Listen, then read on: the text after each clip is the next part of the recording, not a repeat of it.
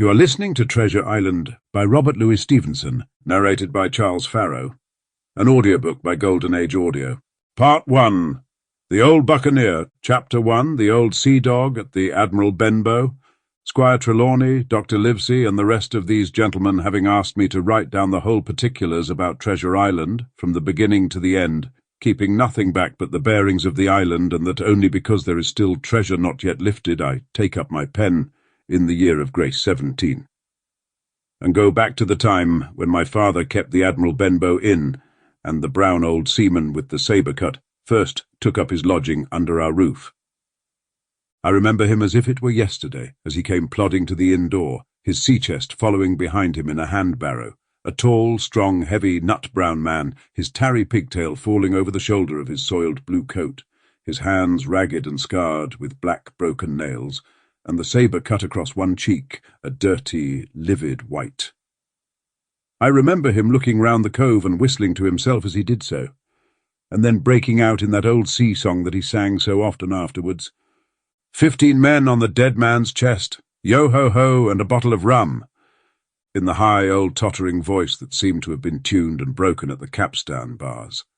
Then he rapped on the door with a bit of stick like a handspike that he carried, and when my father appeared, called roughly for a glass of rum. This, when it was brought to him, he drank slowly, like a connoisseur, lingering on the taste and still looking about him at the cliffs, and up at our signboard. "This is a handy cove," says he at length, "and a pleasant situated grog shop. Much company, mate?" My father told him no, very little company, the more was the pity. "Well, then," said he, "this is the berth for me. Here, you matey," he cried to the man who trundled the barrow, "bring up alongside and help up my chest. I'll stay here a bit," he continued. "I'm a plain man. Rum and bacon and eggs is what I want, and that head up there for to watch ships off. What you mought call me. You mought call me Captain. Oh, I see what you're at. There." And he threw down 3 or 4 gold pieces on the threshold. "You can tell me when I've worked through that," says he, looking as fierce as a commander.